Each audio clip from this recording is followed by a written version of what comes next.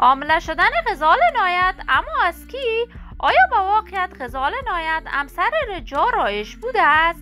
غزال عنایت در کدام کشور زندگی می کند؟ و نقد شدید علاقمندان و طرفداران غزال عنایت اما به خاطر چی؟ من در این ویدیو پیرامون حقایق همین ماجرا خواهم پرداخت. پس در ادامه با کانال دنیا اینفو باشید.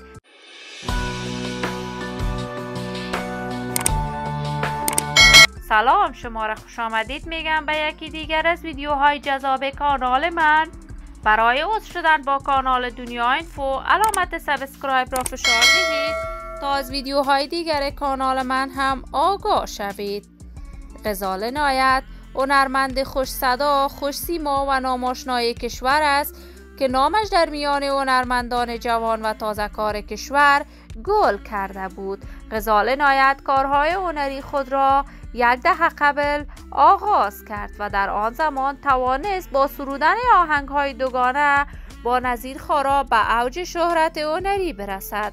غزال عنایت اما ساله کنسرت‌های بیشماری برای علاقمندان و طرفدارانش در سرتاسر جهان برگزار می‌کند و آهنگ‌های بیشماری برای دوستداران و طرفدارانش ثبت و نشر می‌کند. اما گاهی غزال عنایت مورد نقد شدید علاقمندان و طرفدارانش به خاطر طرز پوشش، رفتار و سرودن آهنگ‌هایش شده است.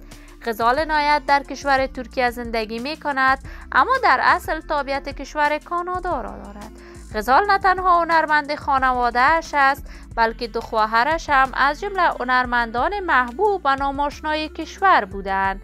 غزال عنایت جدیداً تصاویرش در صفحات مجازی درز کرده است که باردار شده است، اما تاکنون حقیقت این ماجرا به گونه واضح و آشکارا معلوم نیست. هرچند غزال عنایت همسر اول رجا رایش بوده است و از رجا رایش یک پسر دارد و با پسرش در کشور ترکیه زندگی می کند.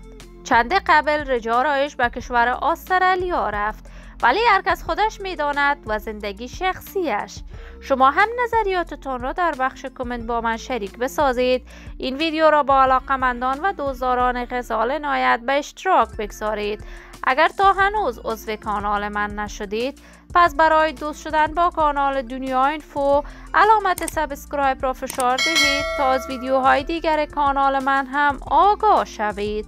سلامتی شما نازنینان آرزوی من است. تا درودی دیگر، بدرود.